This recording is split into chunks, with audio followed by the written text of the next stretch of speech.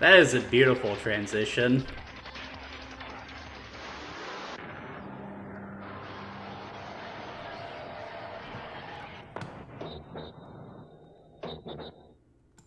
I shall henceforth make it my life mission to find that stretch of road. Good evening, folks. Hope you all had a good work week. Welcome to the Game Reserve. My name is Jager Newman. I'm the Warren in these parts, and tonight we're headed back to the world of futuristic racing with F-Zero X. This game was released in 1998, I want to say, and is the sequel to the SNES classic F-Zero. So the original F-Zero was a huge hit when it came out on the Super Nintendo. It sold gangbusters at retail, primarily because it was one of the big launch titles for the game, but it was also a really good demonstration of what the Super Nintendo could do with its Mode 7 graphics and what have you. The game would go on to become, I think, the third or second best-selling Super Nintendo game, and is still regarded as a classic today.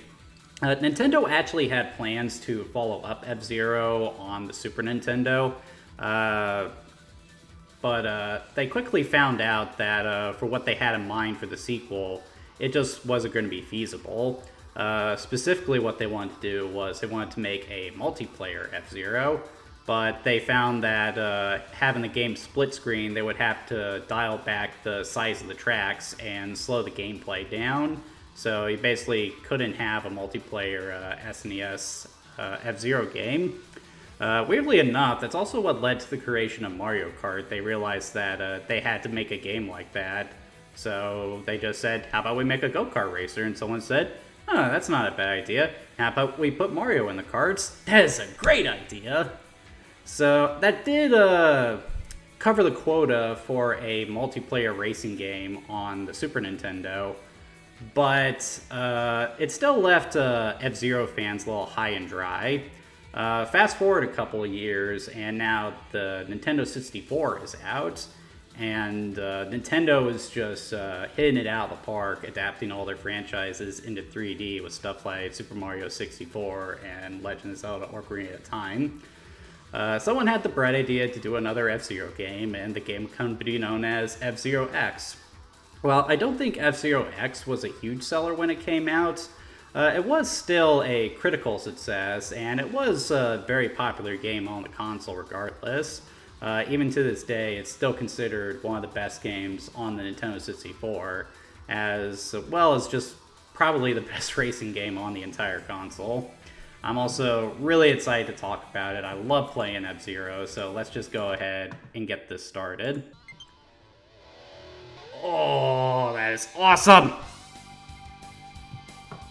So, right off the bat, it just hit with one of my favorite boot-up screens ever. Just that flying guitar riff, and then straight into the title card, then the demo play start. It's just so good, dude.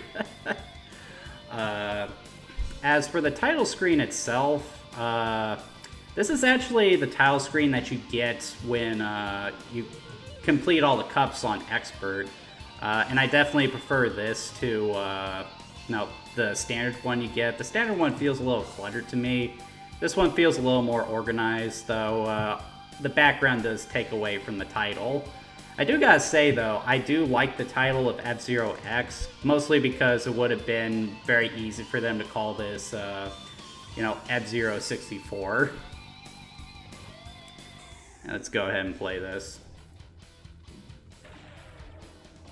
Okay, so got the usual stuff you expect from racing games. So GP, Atomic Attack, and Versus Mode, which is basically single race, and practice as well. But you also had Death Race, which is basically where you try to take out the competition by knocking them off the track or making them explode. I actually do really love this menu screen. Just the music you get, the subtle rock beats, as well as the track models holding up the different options. It definitely gives you the vibe of like the pits at a racetrack. It sounds like something you would hear pit crews listening to as they're putting the finishing touches on the race cars. But we're mostly going to play in GP, and I'm going to go through all the different difficulties as well, just to give you an idea of that stuff. And talk about a jump in content compared to the first F-Zero game. The original F-Zero only had 4 racers, so Captain Falcon, Dr. Stewart, Pico, and Samurai Guru. But this game beefs up that big time, because now we have 30 racers that we can play as, all of whom have their different personalities, characteristics, and reasons for entering the Grand Prix in the first place. It is just an absurd amount of content for a game this old. And I still think F-Zero X holds the record for the most characters introduced in a single game, with a grand total of 27. And yes, 27, not 26. I will explain why that is correct later. But to start things off, I'm going to go with my boy Captain Falcon. Something else that you can do in this game is that you have the option to adjust the characteristics of your machine. So you can put it at acceleration and you'll pick up speed really fast, or you can put it at max speed where you'll go faster but at the cost of your acceleration being low. I typically like to put mine right about here, somewhere between middle of the road and max speed.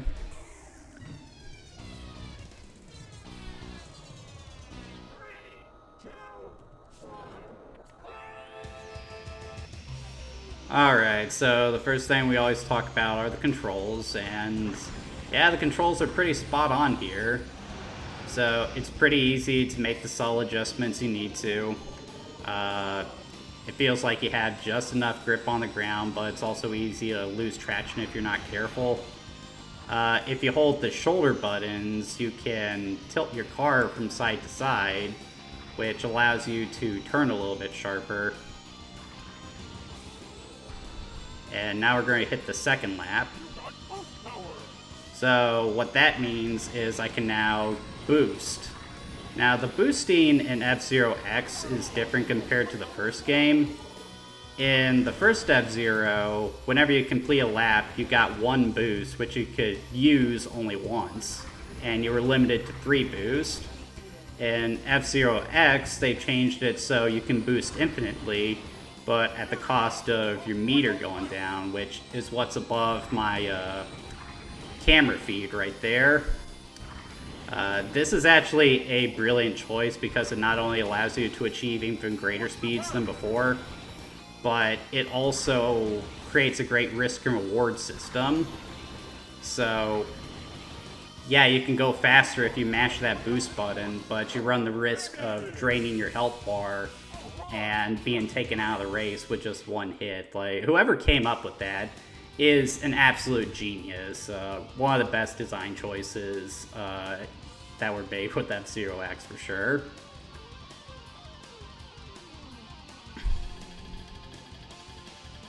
And this is something else that they definitely changed from the first game too. In the previous game, in order to continue on at the Grand Prix, you had to, be in a certain position at the end of the race. But here that's been taken out completely, so now your position will give you a certain amount of points. So, like, if you place low in a race, it doesn't really hurt you that much. You just lose points. You might not be able to come in first for the Grand Prix, but you'll at least be able to continue with the Grand Prix. That's a good feature.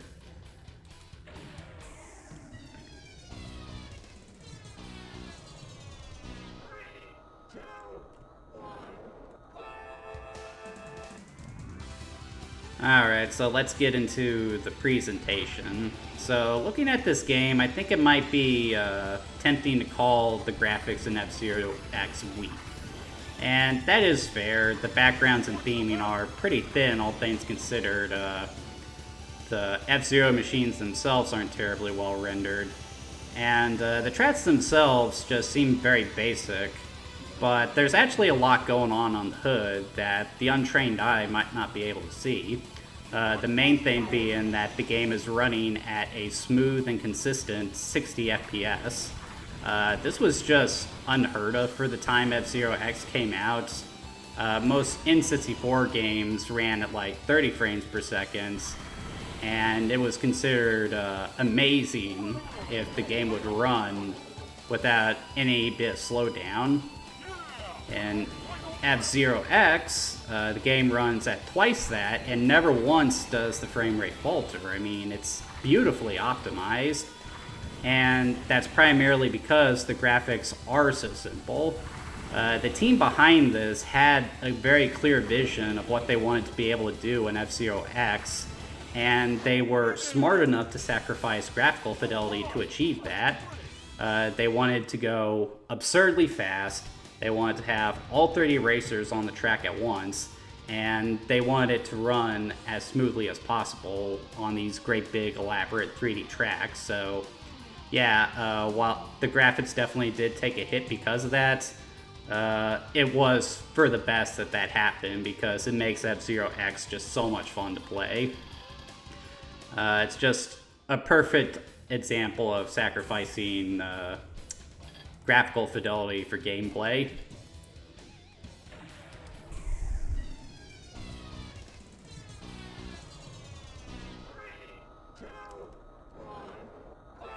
Now, while the graphics are a little weak, that's not to say that there isn't some cool stuff being done with the design, namely in regards to the level design. So, Mute City was a really good first track. Very simple design, very wide track.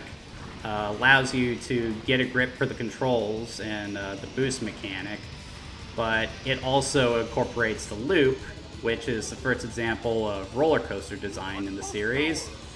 Then you get the silence, which, despite looking like an oval, like something you would see in NASCAR, is all about the speed, trying to just go as fast as possible. And then this track, Sand Ocean, introduces the half pipe, which has its own challenges.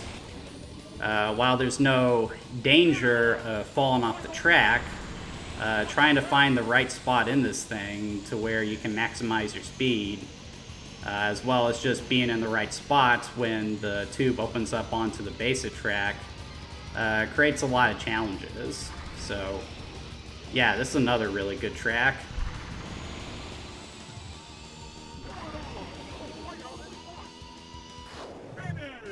And like with any racing game worth its salt, it is so much fun to cross the finish line in this game. Like, just get that, and then the finish is spinning, then the music starts. Like, it feels good, especially when you come in first place.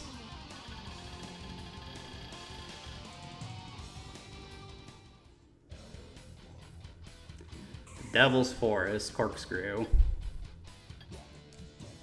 I also really love the comic book portraits of all the characters you get at this screen.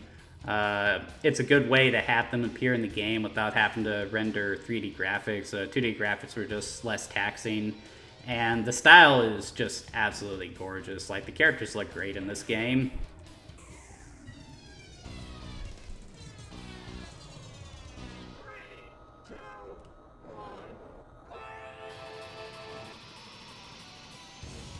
And the music is just perfect for the experience. Like, that flying heavy metal techno vibe that's got going, like, it just fits the experience like a glove, especially when you're racing down the track at high speeds with only a sliver of health left.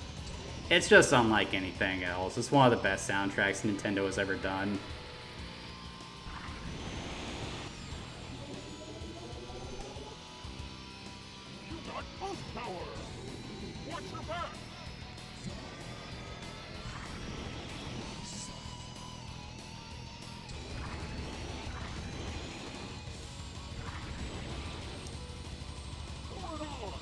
The roller coaster level design is just a lot of fun too.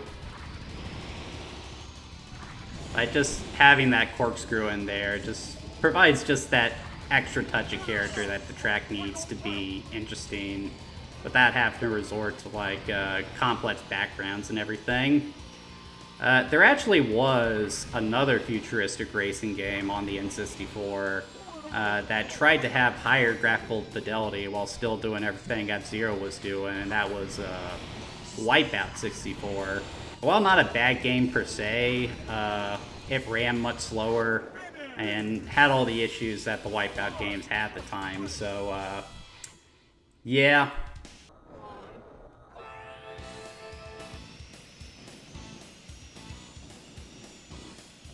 Yep, so whereas before we were racing in a full pipe, now we're racing on the outside on what we would call a cylinder. And this is the one type of track you need to be careful on because it's very easy to fly off this thing if you hit it at just the right angle and you're going too fast.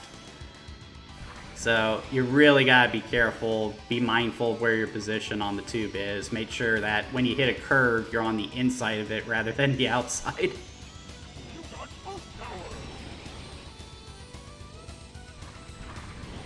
Hopefully I don't fly off and embarrass myself. Oh. You see me sliding a bit there. That's something else you want to try to avoid doing in this game.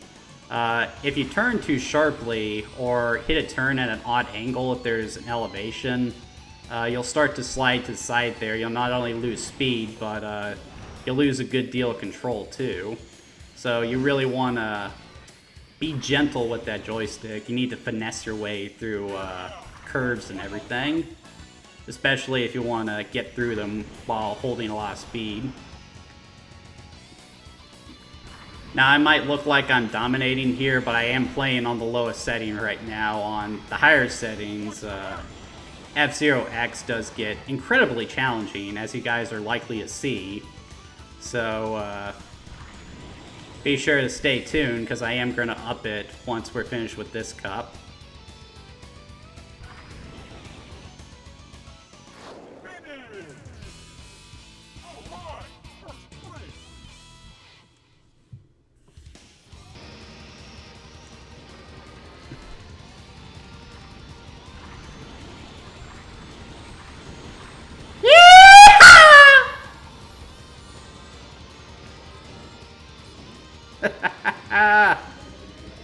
Oh god, this is fun.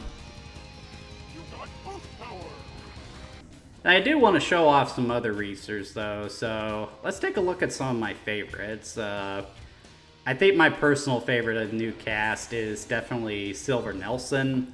His deal is that he holds the record for most F-Zero Grand Prix entered by a single individual. But despite that fact, he's never actually won an F-Zero GP, so he's like a journeyman boxer. It's just really charming. Anyway, let's see if I can win with this guy.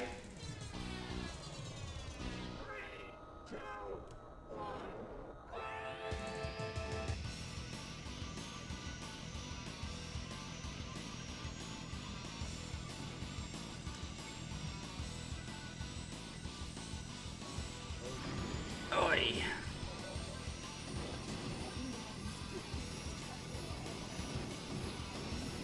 Come on.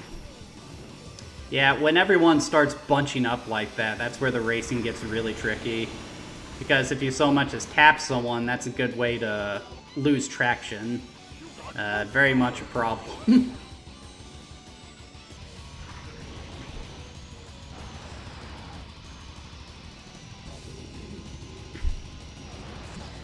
Now you might be wondering what the rival mark over there is. Basically, that's the person who is either ahead of you or behind you in the standings.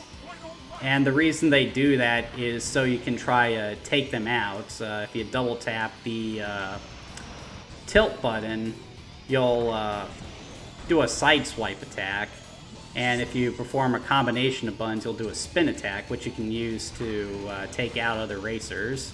If you take out a certain amount of racers, I think you get crap.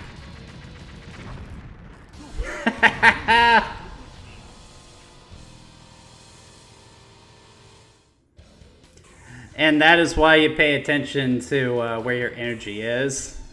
I got a little sidetracked there.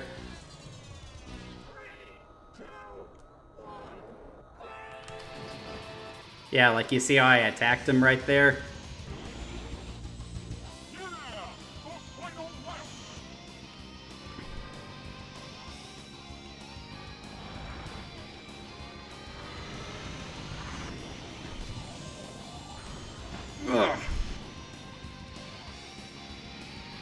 Out of my way, Clash.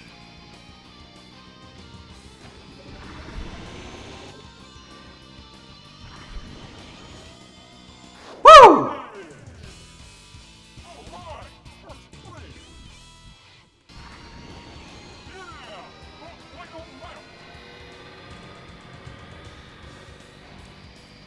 Aw, crap.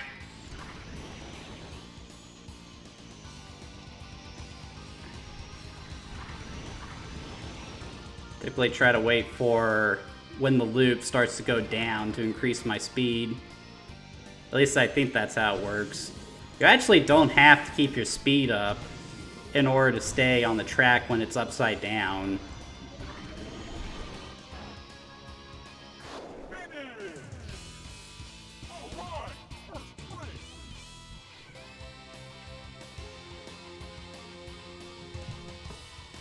And I bet old Silver Nelson is really proud right here. It's the first time he's ever run an F-Zero Grand Prix.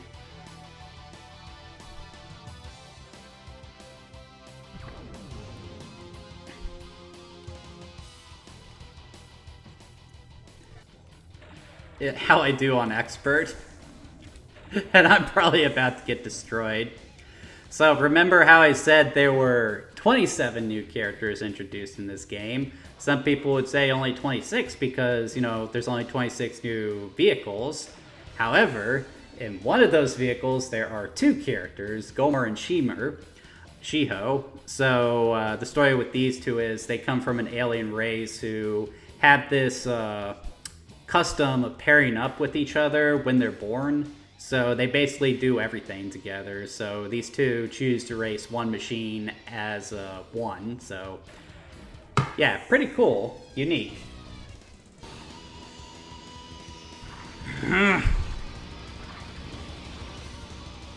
Oh! Ah! Damn!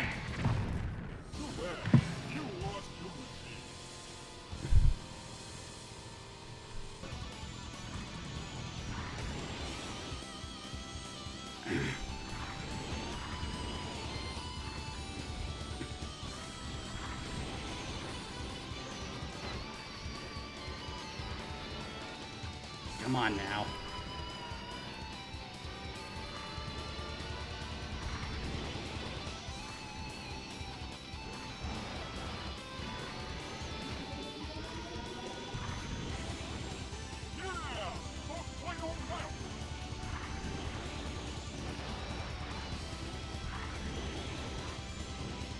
Out of my way.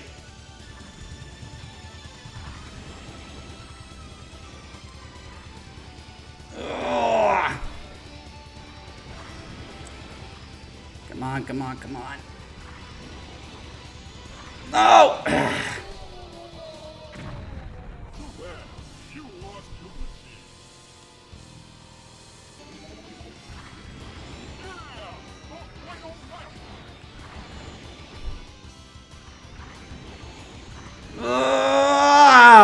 Damn.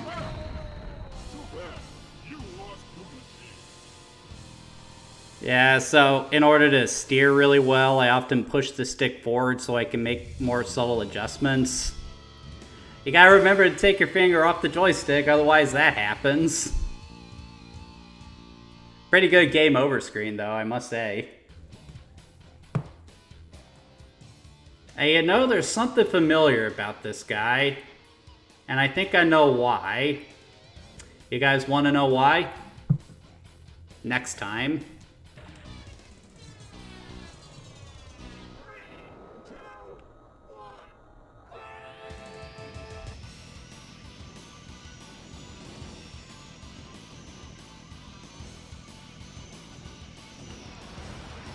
I ain't going down like this.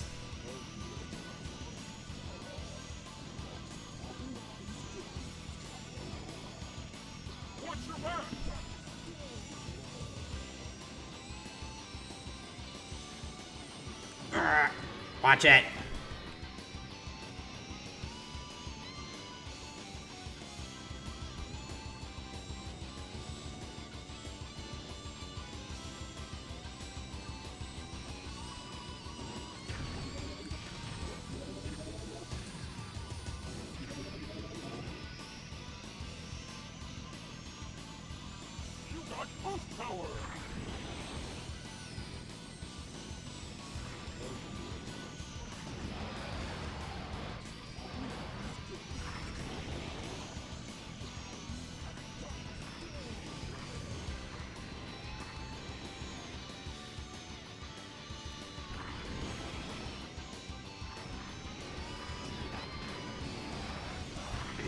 Give me a break.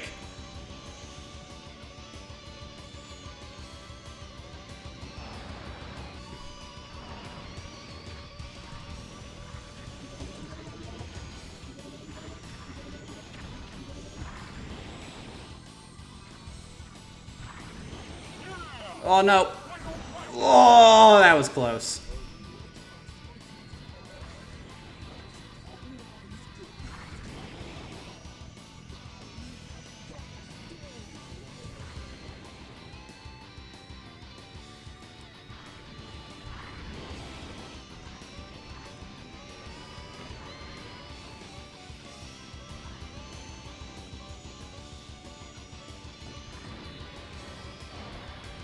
Come on, guys, just let me cross the finish line.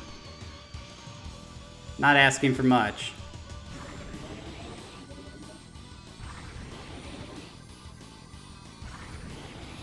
Yes!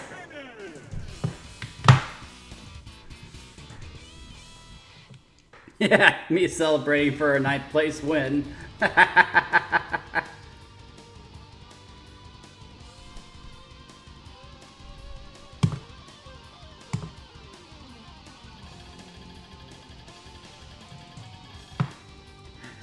Yeah, so I would say that's a good place to stop, guys. Okay, so F-Zero X. I love this game so much. It's got a ton of personality with all the different racers. The presentation, while it might appear to be weak graphics, just the simple fact that it runs at 60 FPS is really damn impressive for the time. And it really adds to the sense of speed of the game. The roller coaster like level design, the sick as hell soundtrack, and the fact that it runs so well with the crazy tracks and all 30 racers going at once is just really cool. But the main reason you play F-Zero X is for the gameplay. Like, this is just one of the most intense white knuckle racing games you are ever going to play. I know towards the end I wasn't talking a whole lot there, but like I was just getting into it. Like I was clutching my controls so hard, like I was probably fixing to break the thing in half. If you have never played F-Zero X, I highly recommend checking it out.